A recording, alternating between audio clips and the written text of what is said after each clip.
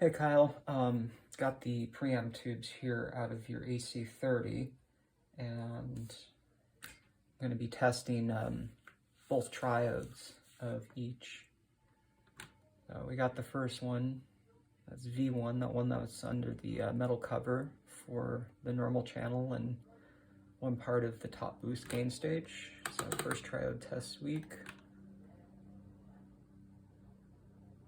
Second triode as well. And we move on to V2, which is for the top boost channel. I'll let that warm up a little bit.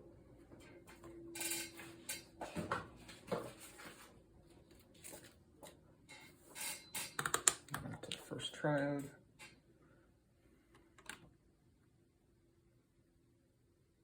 That one's better, but it's still on the replace end of the spectrum, second triode. And it's about equal. And then V3, which is our phase inverter. I'll let that warm up again. The phase inverter is basically circuit sitting between the power output and the preamp section.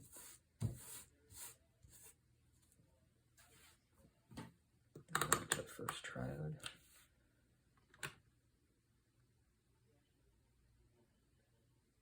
Yeah, that one's weak as well, real weak.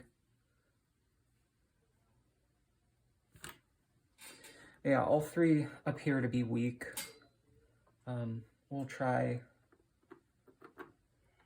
a new JJ ECC83 12AX7. I'll let that warm up. Already started going through the amplifier, cleaned the chassis face,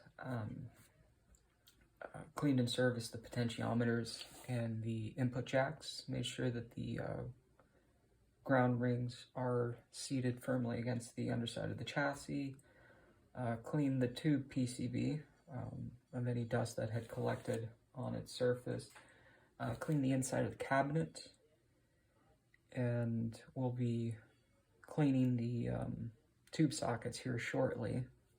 So for the first triode, and that's what we want to see.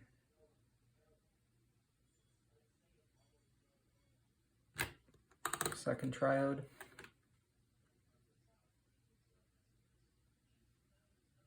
And yeah, that's what we want to see in a preamp tube. So preamp tubes being weak can result in loss of signal, but that's when they're really weak, which some of these are right out of the box, which is unfortunate. But primarily where V1 and V2 are, it's just going to have a loss of headroom and clarity. Just the signal from the preamp will be degraded. So it puts out signal from a quick test. Longer the amp's on, that might change. So I leave it with you to make that decision if we want to do a new set of 3 preamp tubes or leave those in and leave you to replace them since you have replaced them previously. But having a tube tester does help in that regard to weed out ones that are bad from the get-go.